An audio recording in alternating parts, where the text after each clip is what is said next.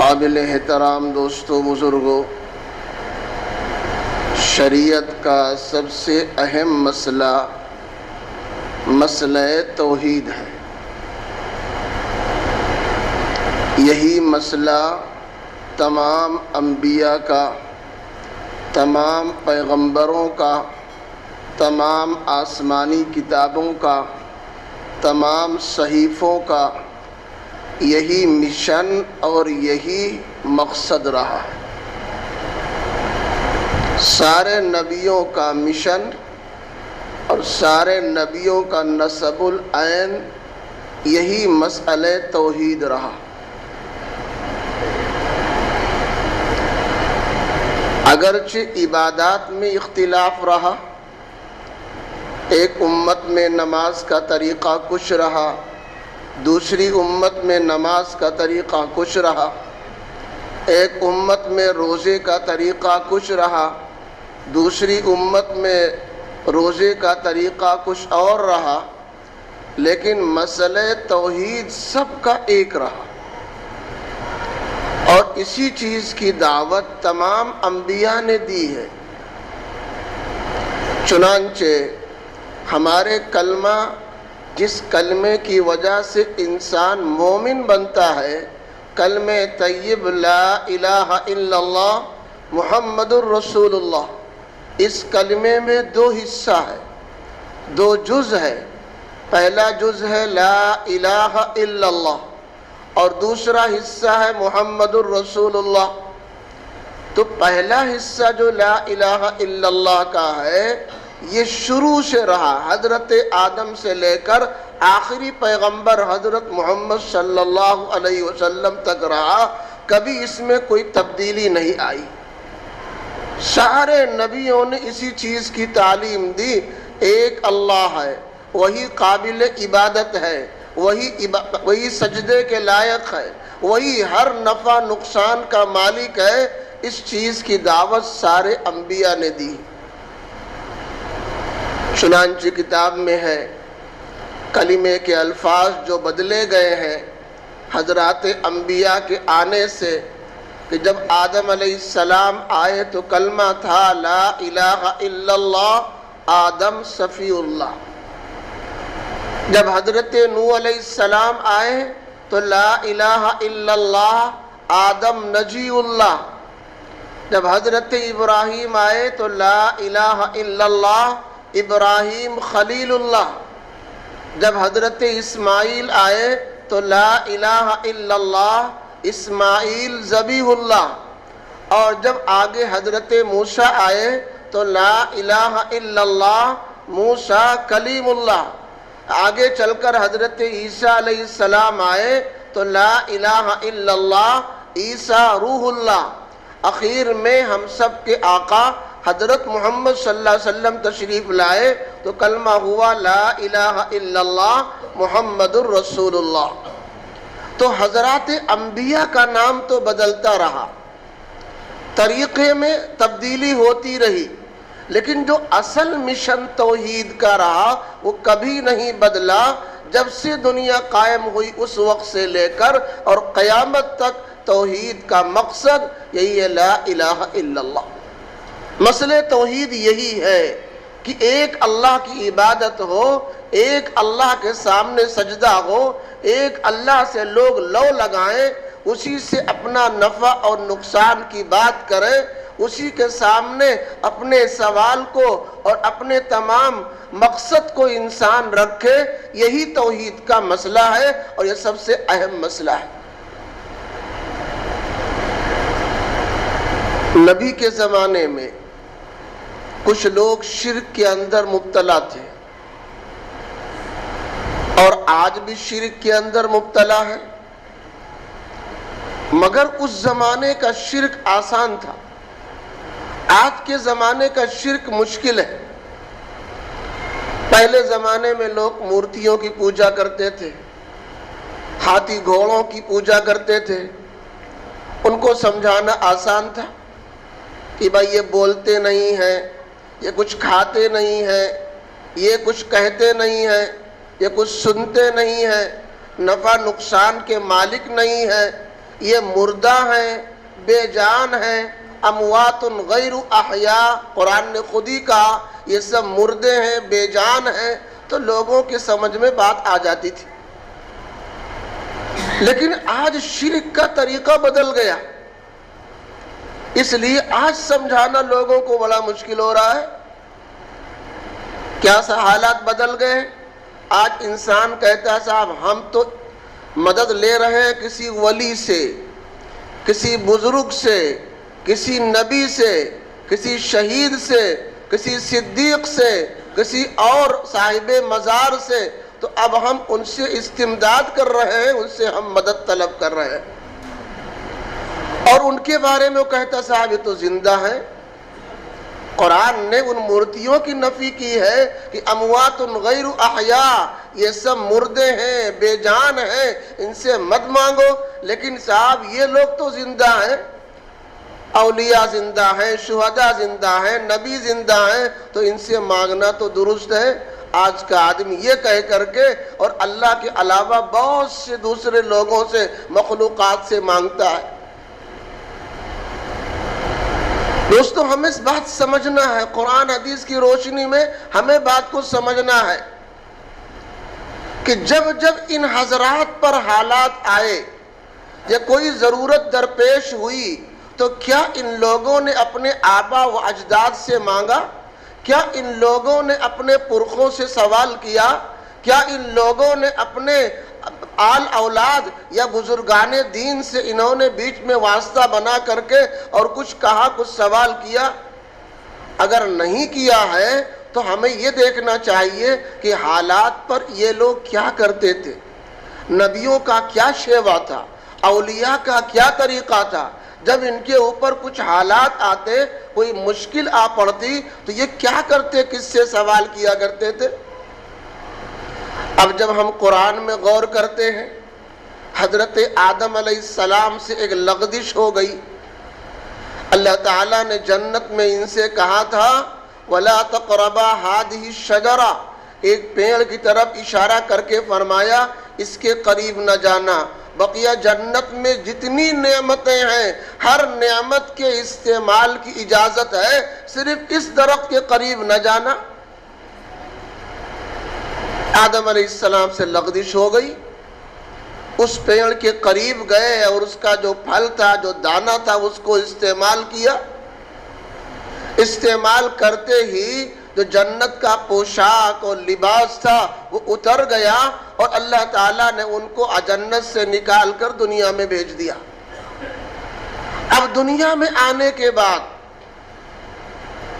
ان کی بیوی اور یہ دو ہی لوگ ہیں بھی، انسانوں میں تو کوئی ہے نہیں، لیکن جناتوں کی آبادی تھی پہلے سے۔ انہوں نے جناتوں میں سے بڑے بڑے بزرگ جنات گزرے بھی ہیں، جیسے اس میں انسانوں میں ولی ہوتے ہیں، اسے جناتوں کے اندر بھی ولی ہوتے، اس میں قطب ابدال ہوتے ہیں، اللہ کے نیک بندے ہوتے ہیں، جناتوں کے اندر بھی اللہ کے نیک بندے ہوتے، اور فرشتے سارے کے سارے نیک ہیں، سب اللہ کے مقرب ہیں، جبریل ہیں، میکائیل ہیں، اسرائیل ہیں، اسرافیل ہیں، یہ سارے کے سارے مقرب فرشتے ہیں، حاملین عرش ہیں، جو اللہ کے عرش کو اٹھائے ہوئے فرشتے ہیں، وہ ان مقرب فرشتوں سے بھی زیادہ مقرب ہیں۔ آدم علیہ السلام سے لغزش ہوئی، جس کے نتیجے میں جنت سے نکالے گئے، دنیا میں بھیجے گئے، جسم کا کپڑا اتار لیا گیا، لیکن دنیا میں آنے کے بعد انہوں نے جبریل کو نہیں پکارا، اے جبریل تم میری مشکل کو دور کرو، اسرافیل کو نہیں پکارا، اسرائیل کو نہیں پکارا، حاملین عرش کو نہیں پکارا، انہوں نے پکارا تو صرف ایک اللہ کو، ربنا ظلمنا انفسنا وان لم تغفر لنا وترحمنا لنکونن من الخاسرین۔ یا اللہ غلطی ہو گئی،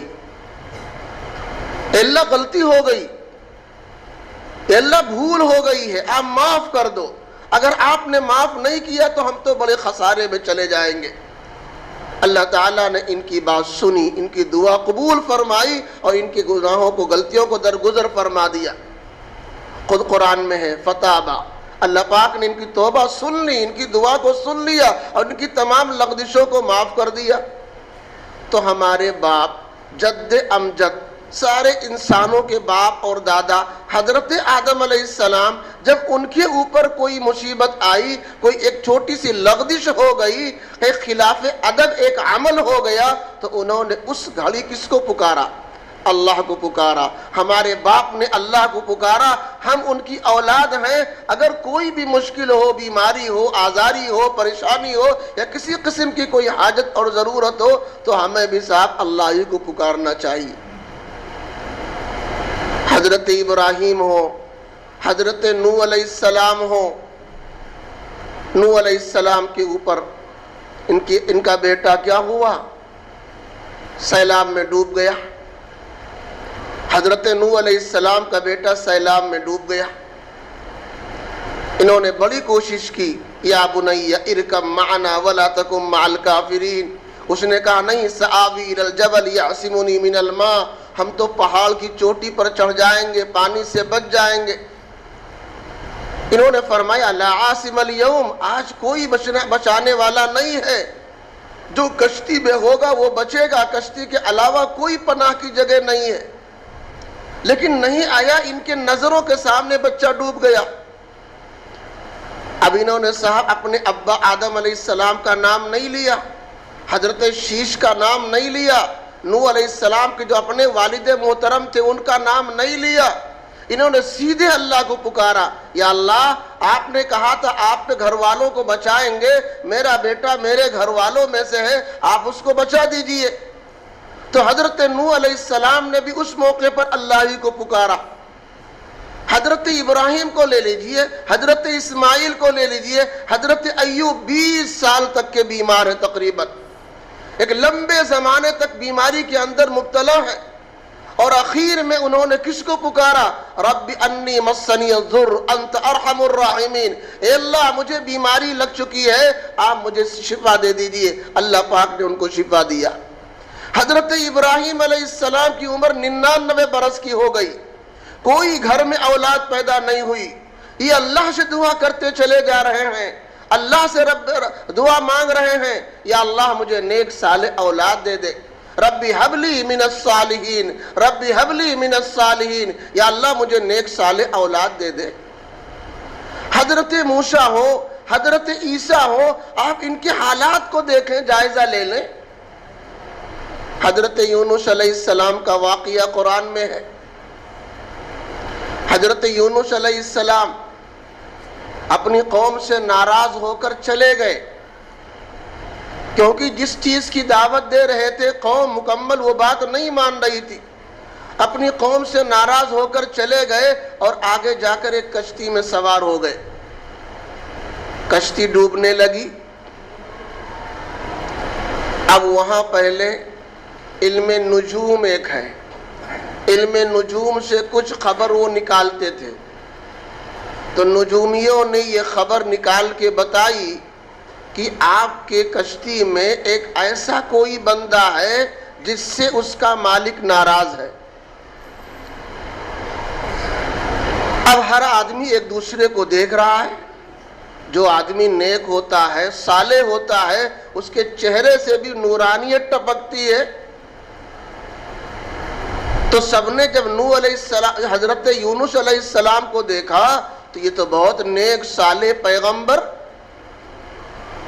تو یہ ہوا، سب نے پہلے اعلان کیا کہ بھائی جو اپنے مالک کو ناراض کر کے آیا ہے وہ کشتی سے چھلانگ لگا دے، اپنا سمندر میں چلا جائے، ورنہ ایک کے خاطر پوری کشتی پورے ساز و سامان کے ساتھ ڈوب جائے گی۔ حضرت یونس علیہ السلام کو احساس ہی نہیں تھا کہ ہم نے بھی اللہ کو ناراض کر رکھا ہے، اور کسی نے قبول نہیں کیا۔ چنانچہ پھر وہاں قرعہ اندازی ہوئی، گیٹی ڈالی گئی۔ اب اس کے فساہم فکان من المدحض، جب صاحب قرعہ اندازی ہوئی تو حضرت یونس علیہ السلام کا نام نکلا کہ یہی وہ بندے ہیں جو اپنے مالک سے ناراض، ان کا مالک ان سے ناراض ہے اور یہ مالک کو ناراض کر کے جا رہے ہیں۔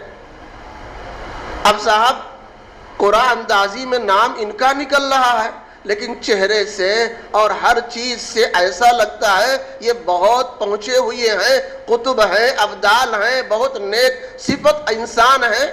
لوگوں کو یقین نہیں ہوا۔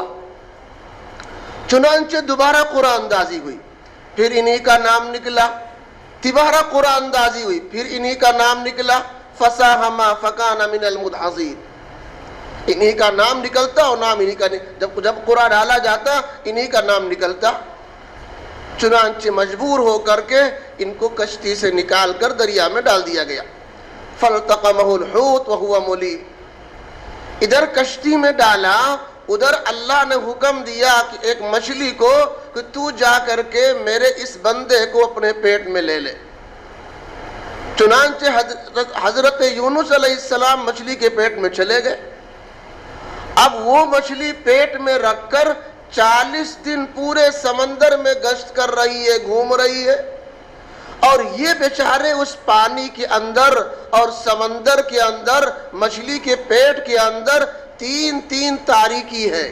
یہ واقعہ رات کے وقت پیش آیا تو رات کی ایک تاریکی، دوسری بات کہ یہ مچھلی کے پیٹ میں اندھیرا، اور تیسری بات پانی کے اندر اندھیرا، تو 3 اندھیریوں کے اندر یہ موجود ہے۔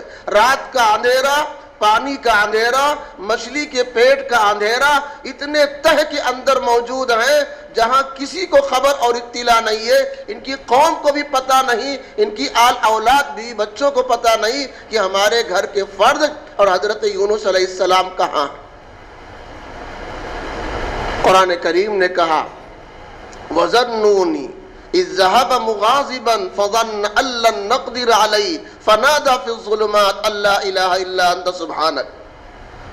ارے وہ قصہ یاد کرو مچھلی والے کا، حضرت یونس علیہ السلام کا، جو ناراض ہو کر اپنی قوم سے چلے گئے تھے، تو صاحب ان کو کشتی سے نکال کر دریا میں ڈالا گیا، اور پھر مچھلی کے پیٹ میں گئے اور 40 دن تک کے مچھلی کے پیٹ میں گشت کرتے رہے اور مچھلی لے کر گھومتی رہی۔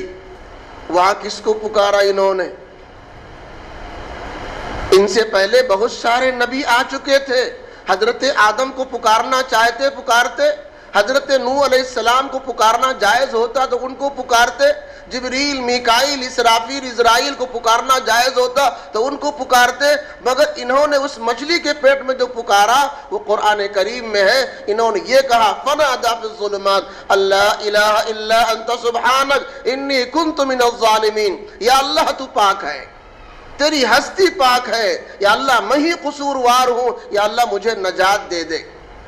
انہوں نے وہاں اللہ کو پکارا، اللہ نے مچھلی کو حکم دیا، 40 دن کے بعد صاحب کیا ہے وہ مچھلی گئی اور سمندر کے ساحل پر ان کو اگل دیا، ڈال دیا، صحیح سلامت یہ واپس آئے۔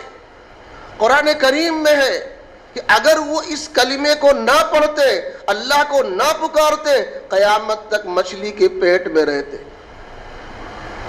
قیامت تک مچھلی کے پیٹ میں رہتے۔ دیکھیے صاحب حضرت یونس علیہ السلام نے کس کو پکارا مچھلی کے پیٹ میں؟ حضرت موسیٰ ہو، حضرت عیسیٰ ہو، حضرت ادریس ہو، ان حضرات کے حالات کو آپ جائزہ لے لیں۔ غزوہ بدر کا موقع ہے، 313 صحابہ، کافروں کی تعداد تقریباً 1000 ہے۔ ایسا لگتا تھا کہ اس معرکہ اور جنگ کے بعد مسلمان دنیا میں نہیں بچیں گے۔ بدر کے میدان میں 313 بالکل نہتھے، خالی ہاتھ، ساز و سامان سے بالکل خالی، توکل علی اللہ، اللہ پر بھروسہ، یہی ایک طاقت ان کے پاس ہے۔ اور ادھر مشرکین ظاہری اسباب سے، ظاہری ساز و سامان سے مسلح، ہر دولت، ہر اسباب ان کے پاس مہیا اور موجود، ان کو اپنی طاقت پر، اپنے افراد پر، اپنے ظاہری اسباب پر انتہائی غرور اور گھمنڈ، اور ان کو اپنی کامیابی اپنی نظروں دکھ رہی ہے۔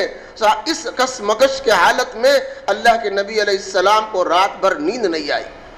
صبح معرکہ ہونا ہے، اللہ کے نبی علیہ السلام کے لیے چھوٹا سا خیمہ بنا دیا گیا، چادر وغیرہ سے تان کر ایک چھوٹا سا خیمہ بنا دیا گیا. نبی علیہ السلام رات بھر اللہ سے لو لگا رہے ہیں اور یہ بار بار کہہ رہے ہیں اللہم ہادی العصابہ من المسلمین، یا اللہ یہ مٹھی بھر کے مسلمان ہیں، یا اللہ یہ مٹھی بھر کے مسلمان ہیں، اگر یہ آج ضائع ہو گئے اس روئے زمین پر تیرا نام لینے والا کوئی نہیں رہ جائے گا، یا اللہ ان کی مدد فرما.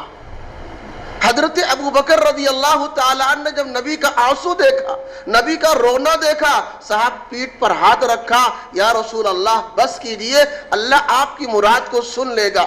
دوستو ایسے نازک حالات کے اندر نبی آخر الزمانے جو سید المرسلین ہیں، سید الانبیاء ہیں، کائنات کا خلاصہ اور مقصود ہیں، انہوں نے اپنے رب کو پکارا.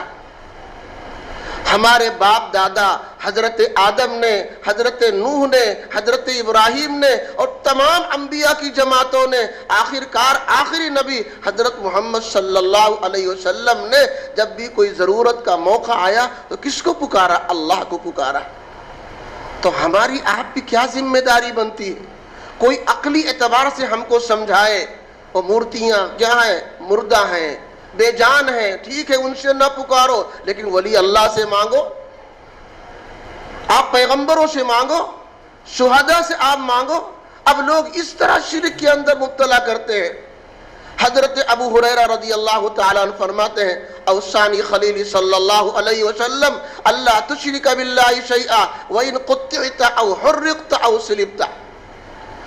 ابو ہریرہ رضی اللہ تعالیٰ عنہ فرماتے کہ میرے آقا نے مجھے یہ وصیت کی، ابو ہریرہ دنیا میں کچھ بھی ہو جائے، بہت زیادہ ٹینشن کی بات نہیں ہے، لیکن کان کھول کر کے سن لو، کان کھول کر کے سن لو، کوئی ایسے بھی حالات آ جائیں لیکن تم اللہ کے ساتھ کسی کو شریک نہ کرنا.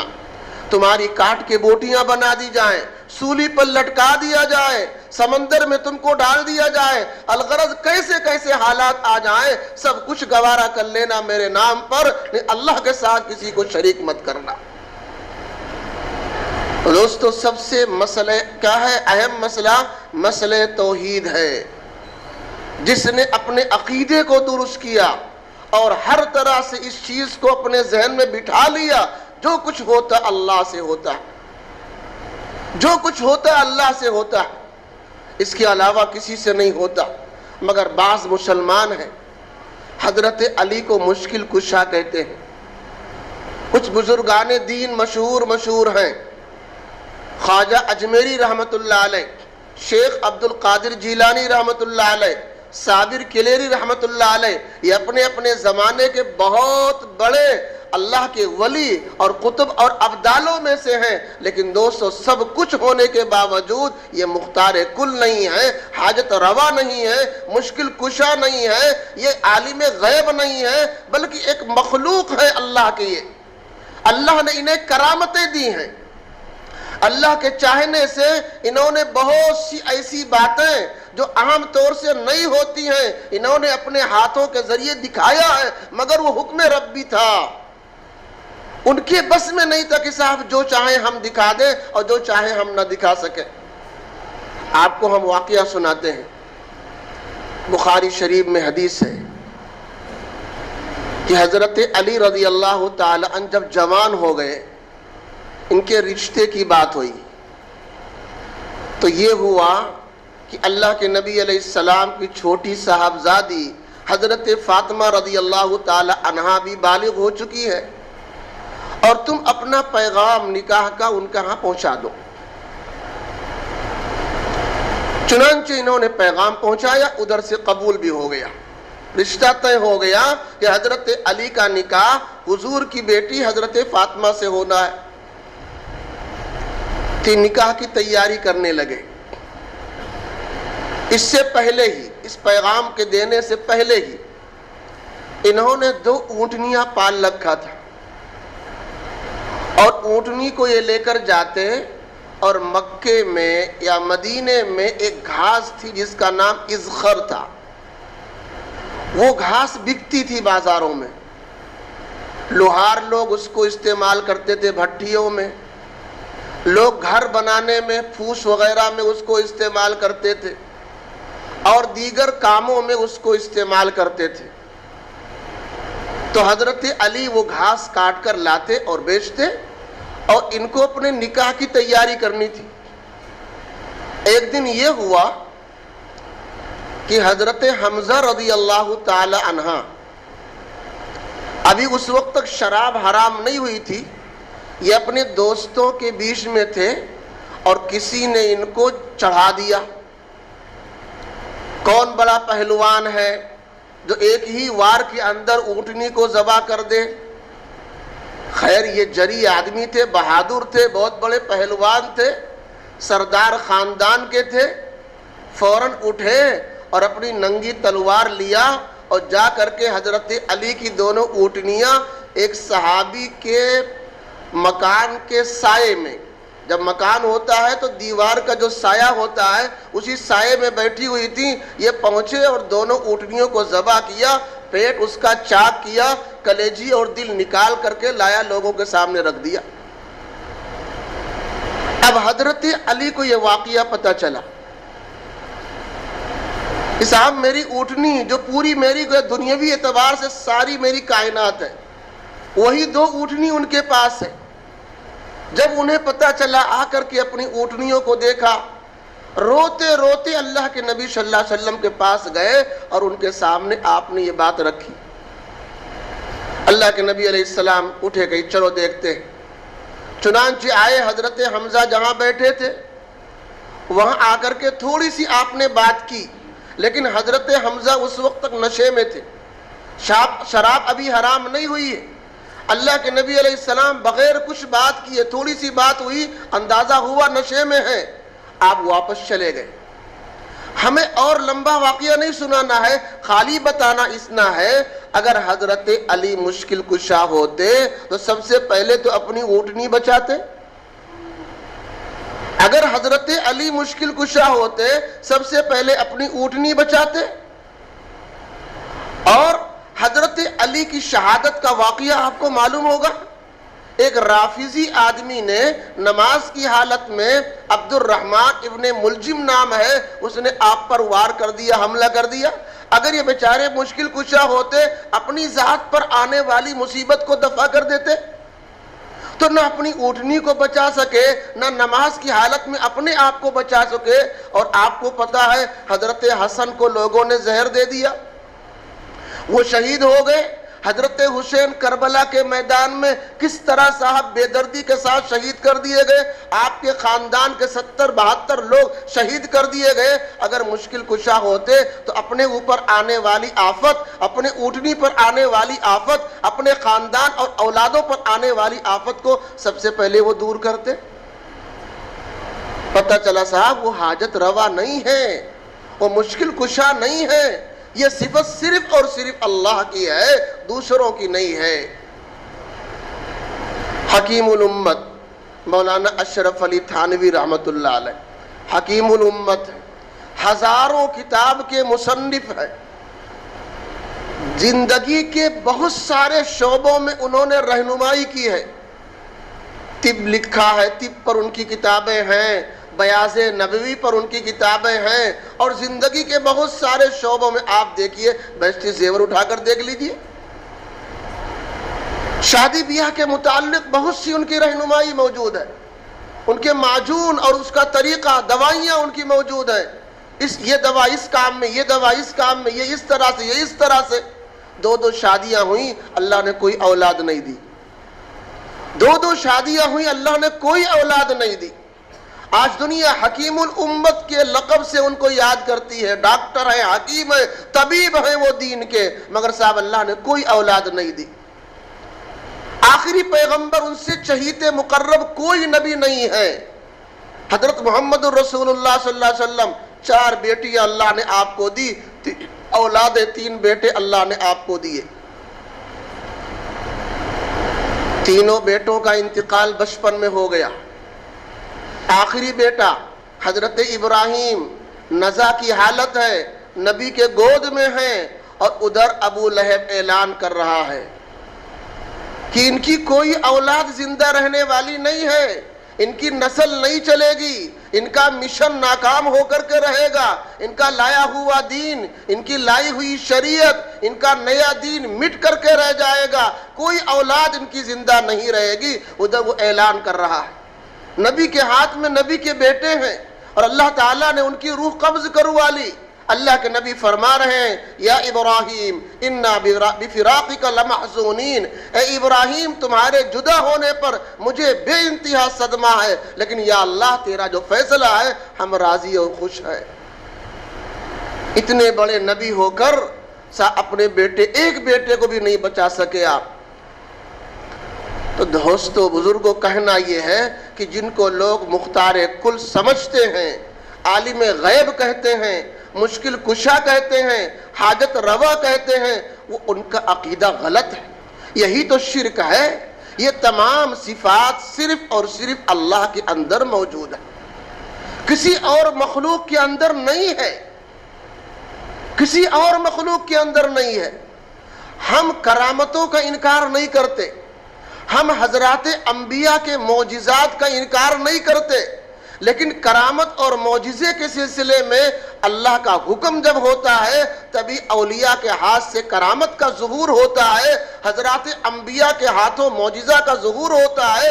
اگر اللہ کی مرضی نہ ہو تو حضرات انبیاء ہو یا حضرات اولیاء ہو، ان کے ہاتھ پر کوئی کرامت یا معجزہ نہیں دکھ سکتا۔ آپ کو ہم واقعہ بنائیں، ایک نبی گزرے ہیں حضرت یعقوب علیہ السلام، ان کے بیٹے حضرت یوسف علیہ السلام، حضرت یعقوب علیہ السلام کے والد حضرت اسحاق علیہ السلام، ان کے والد حضرت ابراہیم علیہ السلام۔ تو حضرت ابراہیم کے پوتے ہیں حضرت یعقوب علیہ السلام، 12 بیٹے ہیں ان کے۔ کتنے؟ 12 بیٹے ہیں، 10 بیٹے ایک بیوی سے اور 2 بیٹے حضرت یوسف اور بنیامین ایک بیٹے سے، ایک ماں سے۔ تو ایک بیوی سے 2 بیٹے، ایک بیوی سے 10 بیٹے۔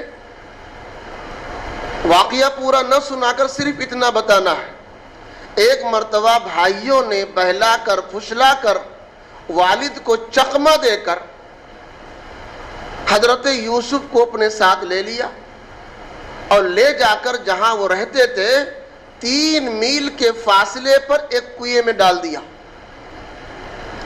کہاں پر؟ 3 میل کے فاصلے پر کنویں میں ڈال دیا۔ حضرت یعقوب کو کوئی پتہ نہیں، شام کو روتے ہوئے آ کر کے کہا کہ ابا جان یوسف کو تو بھیڑیا کھا گیا۔ 3 میل کے فاصلے پر ہیں، کوئی اطلاع نہیں، کوئی خبر نہیں۔ 40 سال کے بعد جب یہی حضرت یوسف کہاں کہاں ہوتے ہوتے گئے اور مصر کے بادشاہ بن گئے، اور پھر یہی بھائی لوگ جنہوں نے حضرت یوسف علیہ السلام کے ساتھ سازشیں کی، ان کو صاحب کہاں کنویں میں ڈالا، ان کے ساتھ کیا کیا سوچا، کیا کیا عمل کیا، یہ سب تائب ہو کر کے وہاں پہنچے۔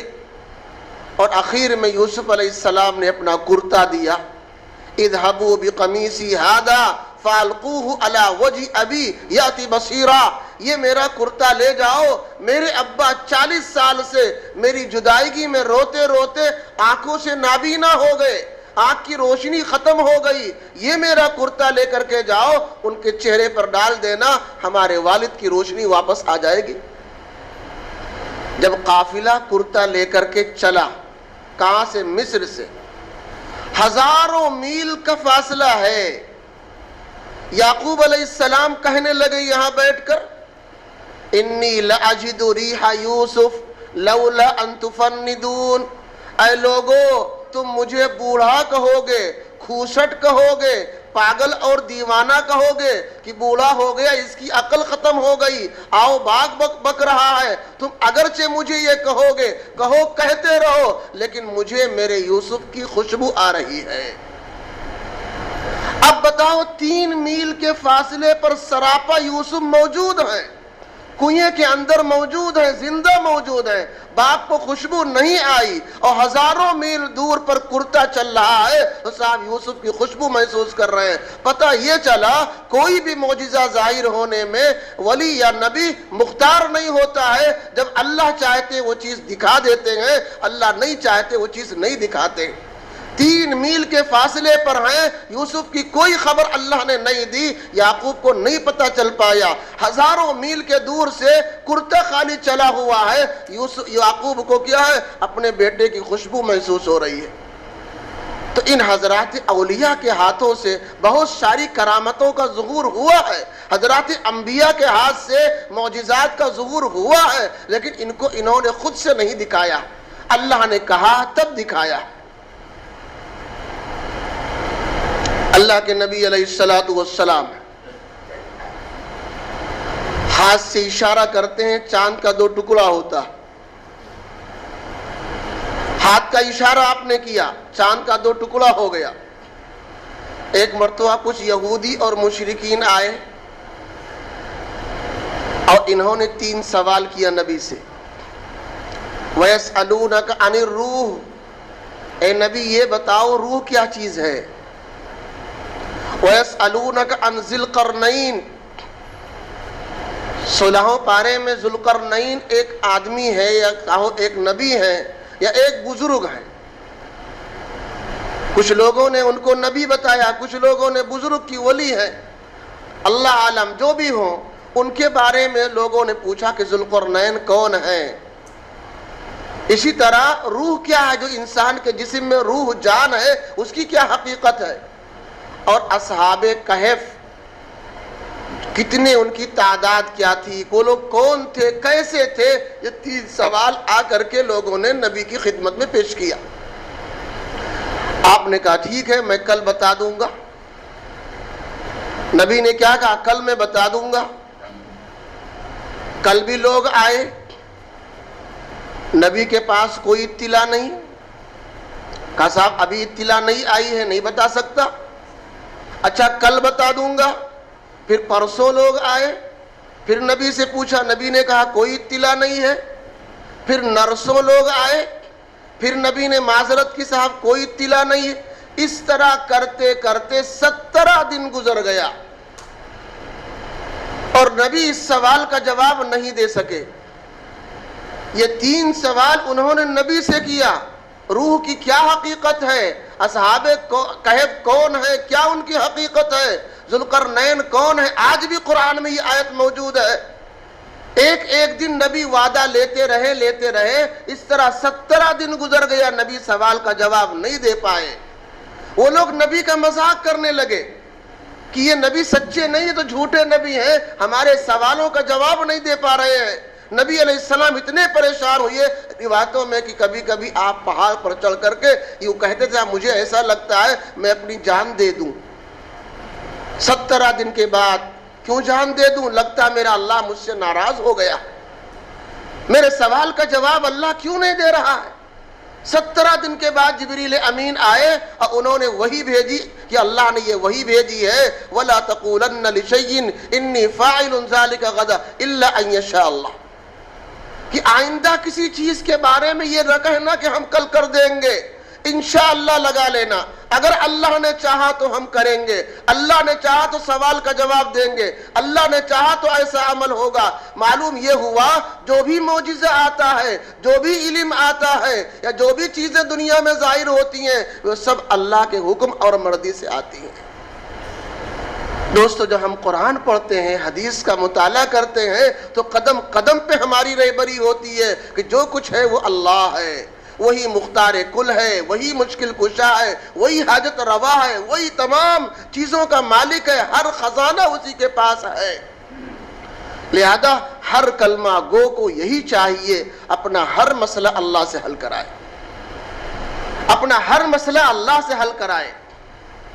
اللہ ہی کے قبضے قدرت میں سب کچھ ہے، وہ جس کو جو دے گا وہ اس کو ملے گا۔ یہی مسئلہ حل کرایا حضرات انبیاء نے بھی، اولیاء نے بھی، بزرگان دین نے بھی، قطب ابدال نے بھی، علماء نے بھی، مجددین نے بھی، اس امت کے تمام اہل ایمان نے اپنا مسئلہ اللہ سے حل کرایا. تو ہم بھی تو اہل ایمان ہیں، ہم بھی اپنے مسائل کو اللہ کے سامنے رکھیں اور عقیدے توحید پر مضبوطی سے قائم رہیں. اللہ پاک ہم سب کو عمل کی توفیق عطا فرمائے.